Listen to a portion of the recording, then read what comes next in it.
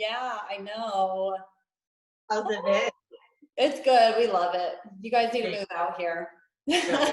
My mom actually lives in Texas. Your mom lives there? She lives in Quinlan, I think. Oh, okay. Do you know I where don't. what part that's in? I know it's like an hour from Dallas. Oh, okay. Okay. So, but she loves it. We're like twinsies today. Oh, we are. Look at that. Black and white. I'm in Oh. Panama, Adjust the volume. so. Okay. My iPad is like falling over. Okay. I think we're good. Okay, cool. Yeah, so I mean, I just want this to be kind of chill, just ask you some questions, see how your prep was, kind of what advice you have, just all the good things, just All the for fun. all I the know. It's been a crazy journey. Like, I mean, this year I think for everybody has just been like insane. Like, definitely not how we planned this year to go. I had taken off about a year and a half. So I competed back in 2018, and I took a year, 18 months off. And so I was like, 2020 is going to be my year. I'm coming back. Like, I'm going to prep all this stuff. And then I started prep 1 week before the shutdown. oh And my I was God. no, I've been waiting so long for this. Like, I was just like, I cannot believe like this is happening. Like, what do I do? And I was just so like, you know what, I've been preparing for this. Like, I'm just gonna do it. Like, regardless of what happens, like, when you go through your improvement season, and obviously I put on, oh gosh, I probably put on 20 pounds. Like, I was pretty fluffy, and it was time to kind of shed it off and reveal what I had been working so hard for. So I knew, kind of regardless of what the shows were going to be, I'm like, I need to just continue with prep, and we'll just take it as it comes, because it was such an uncertain time. Like, Yeah. Do you think like making that commitment, like, just right before that all happened, like, I don't know, do you think that you would have carried on those same habits, like as regimented, had you not like made that commitment right before? uh, you know that's a hard question, because I'm such a regimented person anyway. Like, my lifestyle kind of leads to the competitive lifestyle. So I pretty much stay like, I eat good all year long, I train hard all year long. But obviously I would never go to the extreme that prep puts you through. And I feel like going through prep during the COVID, like, it gave me such a like focus that it had, gave me something to like work towards and focus on. Like, I'm so like busy with everything else. Like, I can't worry about what's like happening in the world, and like stress about, what's tomorrow going to bring. So it definitely gave me like something else to put my energy, mental energy, physical energy into, because, going through like all the uncertainty in the world, like, it's stressful, and it can consume your mind, and you sit there and you watch social media or you watch the news. Like, it can be depressing and, really difficult to kind of get out of that mindset. So I feel like having prep definitely gave me another focus and something positive. Like, I'm doing something every day. I'm not going to put on this COVID, 15 pounds, and I'm going to continue with my goals. I'm going to control what I can control. I don't know what's going to happen with the shows, but I'm going to just do it. Yeah. So that's kind of another question I had for you. I was curious if like you did find yourself kind of in a funk after watching the news, or like would you have times where you kind of got consumed and like weighed down with the stressors of life and kids and the unknowns? And if you did, like, what kind of helped pull you out of it? Yeah, I feel like for me, my main stressor was my kids. Like, the uncertainty of, they were asking me questions like, when do we get to go back to school? What's happening? Are we going to get COVID? Are you going to get COVID? And I felt like that was the hardest thing for me to deal with, because as a parent, like, you want to have the answers for your kids. And I was like, I don't know. Like, I don't know what to tell you guys. So that was stressful. And, I thank God I have my husband, and we would just support each other and be like, you know what? Like, our kids don't need to know about any of this stuff going on. Like, let's just keep them as kids, and let's, go for bike rides, and let's have them be active and those kinds of things. It really helped to just honestly ignore it. Like, ignore what was happening. I would, if I was on social media and the stories were popping up, I would just like swipe through them. Like, I don't even want to know. Like, I don't want to hear it, because I didn't know what to believe. And so I did my best to, keep myself healthy, eat healthy foods.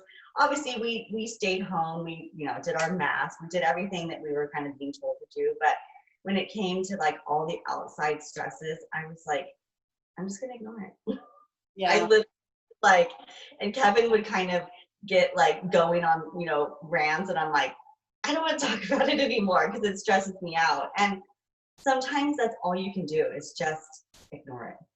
Yeah. Like, find something else to put your energy and attention into, and just brush it off. Because I mean, it was crazy. We were being flooded with information from both sides. It's real, it's not real. Like, everyone's gonna get it, no one's gonna get it. Like, I mean, it was crazy. Yeah. And I think we have so much control over our emotion, like what we're, like the content that we're getting, like we have complete control over that, like whether we're following someone or we're not following someone. And I think like being able to identify like those triggers and those stressors, and then like being able to like I don't know, like have that awareness and get it out of your life if it's causing you unnecessary anxiety or stress, Exactly. Because I think most of the content out there at the time was just, it was unnecessary. It wasn't helpful information for us in any way.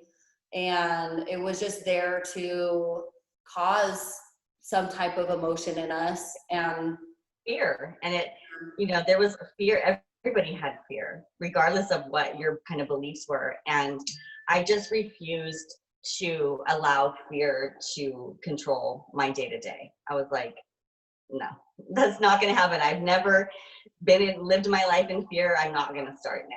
So yeah, I mean, I just woke up every day and was like, okay, like, what are we going to do today to make it? We just open the door. What are we going to do to make today great? And I would just like day by day, just chug along and, get exercise, eat healthy, and just making sure I was hitting my goals like every day. And that really helped like give me some like control back of what was the chaos. Yeah. I think the factor as to like why bodybuilding is so awesome, or having like a set goal for your health, because there is an element of control, and that control is so necessary for our health, for our mental health, and for our overall happiness.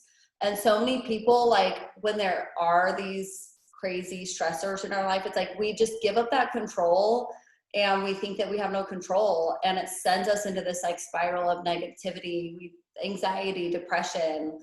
And so, I mean, that's what, like all my clients said that during the quarantine too, like the ones that were prepping for shows or the ones that were on a set program, it's like kept them motivated, kept them like on track and focus and having control over something in their life still. For sure. And it, the downside was when you're on prep, there's obviously, it's stressful. Like, it's physically stressful, it's mentally stressful, and then you have the outside stress happening. So there was, it added a different element to my prep for sure. But looking back now, I'm like, being home and not having like the crazy schedule with the kids and the running around and all the stuff, I'm like, it was probably like a better prep for me, because I was like super focused. Like, I had nowhere to go. Like, I had 3 hours a day to work out. Like, it wasn't a big deal. Obviously had to homeschool my kids, so that kind of like threw a damper in it. But they would like bring their computers into my gym, my home gym with me. And in between sets, I was like, okay, here, do this. And then I would do a set and they would sit there and wait. And then we would go back to do it. And so we just found ways to like make it work. And I think that that's like the biggest thing. Like life's going to always throw you curveballs. Like there's always going to be something, and you have to make that decision of like, okay, like how do I make this work? Yeah. So, I mean, a little bit about Niccole. She just became a pro. She's now a pro bodybuilder. Woo! What they said that was the biggest show, like the biggest ever national show in the NPC. That's incredible. That's so huge. Wow. Which I thought was so amazing, because that just shows the amount of support and the amount of dedication in our bodybuilding world. Like for all these people, I think there was like 2,000 people at this show. Everybody prepped through COVID. Like that's insane. Like these people were dedicated. So it was like being there amongst all these people. I'm like, man, everybody's a winner. Like everybody is here, and everyone looked amazing. Like I was kind of like going into it thinking, with the gym shutdowns, like how's everybody gonna look? I was like, I got backstage and I'm all, oh my God. Like that was my first national show. So I had done 4 regional shows prior to that. And, you know, at regional shows, there's all walks of life. There's people that it's like a bucket list item, right? Like, I just want to compete in a show. Like maybe I lost, 60 pounds and I look great and I want to go up there. So there's all different levels of athletes. And so walking into this national show, it was all the first and second place people there to win. Yeah. And they brought it. So the fact that I came out like the winner, I was just like, I was blown away. I'm like, I can't believe, like, I got off stage and I'm like, wait. I had to call Kevin because there's no audience members. And so I had to call Kevin and I'm like, man. Yeah. Do you feel like the energy was like, the exhilaration was like still there, even though there wasn't an audience, or was it like, no? It definitely changed the vibe for sure. And I was just actually talking to Kevin like 10 minutes ago, and I'm like, I feel like I kind of got gypped a little bit out of my pro card win, because I have no videos of it, because there's no, he wasn't there. I had nobody to video. A professional videographer there? No, just a photographer. So they live streamed it, but it was nothing was saved. Oh, so, man. Yeah, so it's like I never got to see like my actual win. Yeah, the vibe that there's no audience, so there's nobody cheering you on. Like I walked across stage and it was dead silent. Like silence. All there was the judges and the cameraman and the expediter. And so it was just different. Although I had like a total fangirl moment. Angelica Teixeira, which is like the Miss Bikini Olympia, she was on the judges panel. She wasn't judging, but she was just there with me. Cool. And walk out on stage, and I was like seeing a celebrity. I'm like, oh my God, Angelica is like standing right in front of me, and she's like, thumbs up, like, good job. Oh, that's awesome. So that was super cool. But yeah, so no audience members. So when I got off stage, I was like, wait, did that just happen? Like, was I in the center box? Like, did I just really do that? I had to call Kevin to find out, like, okay, did that, like, am I dreaming? Did that really just happen? It's because, everybody looked amazing. And I don't know how the judges, like, are able to decipher, like, especially at national level, pro levels, like everybody looks great. It's like, obviously it's like such a tough, yeah, I still don't even know how all the ins and outs of how they choose a winner when it's like that competitive. Yeah, but I mean, I know so much goes into the judging, like your stage presence, your overall look, your posing, your symmetry, your shape, your conditioning, it's like there's so many factors that they're taking into account. But I know it's like, I agree with you. I'm like, at any bodybuilding show, everyone up there is a winner. I'm like, the fact that you got there, and I mean, I've had girls that like, maybe they were the only girl in their class, or there was only like one or two other competitors in their class, and they're like, oh man, like, yeah, I got first, but like there weren't any other competitors. I'm like, because they didn't even show up. They didn't even have the guts or the discipline or the drive to even make it on the stage. And to me, like, you deserve that first place. Like, yeah. and no one else was even willing to go through it. Yeah, it's definitely something that's not for everybody, and it changes you. Like I feel like everybody should do a show, because you will learn so much about yourself, and the journey, physically, yes, mentally, is like where it's really at. Like how it changes you, and how it builds up that like inner strength that you feel like, listen, I did that, I can accomplish anything. Like that was freaking hard, and I grinded, and I had to make a million sacrifices. And it's like, once you kind of go through that and you know you're capable of it, it is like such a character building. Like, and I feel like too, for me, obviously a mother, 2 kids, like showing your children like, hey, like I got up every day, I worked really hard, like, you know, this didn't just get handed to me. You don't just get a trophy, you don't just get first place. Like, you know, having your kids see you do that is like such an important lesson in life, especially with kids these days. Like I feel like hard work is not the most common thing anymore, and I feel like when you really put in that work, like it builds such inner strength. And I hope that my kids see that. I know they do. But yeah, I mean, I feel like if anybody ever like thinks they want to do a competition, do it, because you will learn so much about yourself. And regardless of what the placing is, like I've won, I've lost, like I've kind of been all over the spectrum of, you know, my placings. And honestly, one of my favorites, I think my favorite show was probably my first show. It wasn't like I like went in and won it, but like the accomplishment, I was like, I can't believe I'm here. I'm like in the bathing suit. I look like these girls that I've been watching on Instagram. Like I belong here, you know? And so, and that was probably like my favorite moment. Like That's so awesome. I'm curious, how old were you when you first competed? That was, I was 37. Oh, wow. So what initially like got you into it? You know, it kind of like all organically happened. So back in, after my daughter was born in 2012, I started to get like tons of health issues. And I was always super healthy, you know, active, eating right, like what I thought was like healthy. And I had all these strange, mostly GI stuff going on. And I went to doctor after doctor, and I was just feeling so awful, like horrible fatigue. Like I lost tons of muscle, just wasn't feeling well. So I really dove into health and nutrition and really healing myself with proper nutrition. So that kind of took me through a couple years of a journey.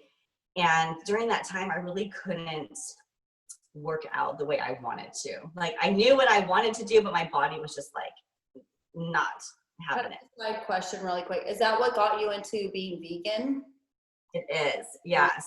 I went to homeopathic doctors. I kind of went everywhere. I went to GI doctors, regular doctors, homeopathic, and no one could really figure out what was wrong or like give me a solution besides medication. And I was like, I can't like just take pill after pill. Like something's going on. And so I kind of tried all different diets. Like some was like, oh, do the paleo diet, do the keto diet, do this. So I kind of dabbled in everything, and nothing really like seemed to help. And honestly, going vegan was like the furthest thing from my mind ever. And it was like a last ditch effort. I had one friend that was vegan, and I was like, what do I do? Like, I'm going to try it for 30 days and I'm going to see, like, I have nothing to lose because I've done everything and I'm still sick. So I like went on Pinterest. I was like, vegan meals. Like, I was really clueless. Like, I didn't know what to do, but I dove all in, and I was like, I cut out all animal products. And that was June of 2017. And within a month, I was like almost symptom free. Like it was crazy. It was like, it turned like that. And so after that, I started feeling better. And I was like, I had energy and I was like, just super like high on life, I think. Like I was like motivated to like do something. And I had gone to the gym with my husband. He's into weightlifting. That's actually how me and Heidi met. And he was like, oh, you should train with me one day. And I was like, okay, like whatever, I guess. I had really never gotten into like a full like weightlifting regimen. I had dabbled, through high school, going to the gym, like that kind of stuff. But prior to that, I was doing more of like HIIT style, like 30-minute boot camp kind of training, like P90X, like all of those kinds of things. So I did one day with him and I'm like, oh, this is super fun. Like this is actually a lot easier than what I was doing. And I think I want to build some muscles. Like I'm like, I want to look like these girls. So I went online and I Googled vegan personal trainer. Like I was like, I need somebody, because I couldn't do the typical bro diet. Like I needed somebody that was familiar with my vegan food. So I found my first coach, and she was the first natural bikini vegan pro, which I didn't know what that meant. I was like, I don't know what a bikini competitor is. I don't know what this, like my idea of what bodybuilding was like the Arnold Schwarzenegger. Like I had no idea that there was like women bikini division. So I hired her, and with no intention of competing, I just wanted to build muscles. So she pretty much put me on a bodybuilder's training and meal plan. So after about 3 months of doing that, I was like, maybe I will compete. So I kind of reached out and was like, what do you think? And she's like, you're already training like one. You're eating like one. Like, let's hope you would. like, might as well. So yeah, so I picked a show that was like, I want to say maybe 7-8 months down the road. And I was tiny. I think my first show, I was on stage at like 96 pounds. Like I was really small. So you remember when you started out as your weight, like when you first started weight training? I was probably like 105. Oh, wow. Okay. So yeah, I mean, I didn't put on, I should say, I did composition changing. Exactly. Yeah. So I just posted the very first picture that I sent to my coach. And on your Instagram? Yeah, my Instagram. So you have to look at it. So yeah, I was always a thin person, but my body composition, I just didn't have the muscle. So I carried more body fat, like I think most women do, that don't weight train. When you start weight training, your body composition completely changes. So now I weigh right now about 110 pounds, and I'm way leaner than I ever was, prior to that, weighing 100 pounds. So, I'm gonna share the screen here. Wow, that's incredible. Yeah, so that was my first check-in picture with my first coach right there. Oh my gosh, I feel like a completely different person, like seeing that person. And I remember taking that picture, and I remember thinking, I can't wait for this to be my before picture. Like, as silly as that sounds, like I was like, I know I'm gonna have a transformation, and I know I can do this, and I can't wait pretty much for that. Like, I can't wait to have my before and my after. And gosh, I mean, I see that, and it's like, I know how much work I put in and how much time, but it's like the time's gonna go by regardless. The years are gonna go by, and it's like you might as well like do something with that time. Totally. Yeah, so I just kind of jumped all in. When I decided to do a show, I was like all in. There was no chance that I wasn't doing it. Like I was like committed 100%. I gave my 1,000% every single day, because I wanted to step on that stage knowing there's nothing more I could have done. Like, regardless of if I got first or last, like, I wanted to know I gave it my all. And I did. Like, I've never, through all of my months and years of prepping, I've never cheated once on my diet. I've never skipped a single second of cardio. Like, I'm that when I'm in, all in. And I think that people wonder, you know, like, oh my gosh, like, you know, you turned pro so quickly. It was your first national show. It was, you know, I've only done 4 regional shows. Like, and I'm like, it's not a matter of time. It's a matter of will and work. Like, if you're willing to put in the work, it can happen quickly. Mm-hmm. Yeah, that's incredible. Your story is just remarkable. And I know that you are just such an inspiration to so many people, and especially your kids. I know that they will, you know, continue to look up to your example. And I know for me, like, my dad is a huge example to me of, you know, he's always like taking on some new like physical sport or hobby. You know, he did, I think when he was like in his 50s, he took up cycling and would do these 100-mile bike races. Yeah. And I was like, oh my gosh. And now recently he took up mountain biking, and he's like crashed so many times, the poor guy. You're like, stay safe, Dad. But he like still goes. And I'm like, the guy is just tough as nails. And that always inspires me so much to just do my best to, you know, you're never too old. Your circumstances are never outside of your control to progress in your journey, to set a goal and to do everything you can to achieve that. So absolutely. And I feel like you have to believe in yourself and know that you're capable of doing it. Because if you don't believe in yourself, like, you'll never do it.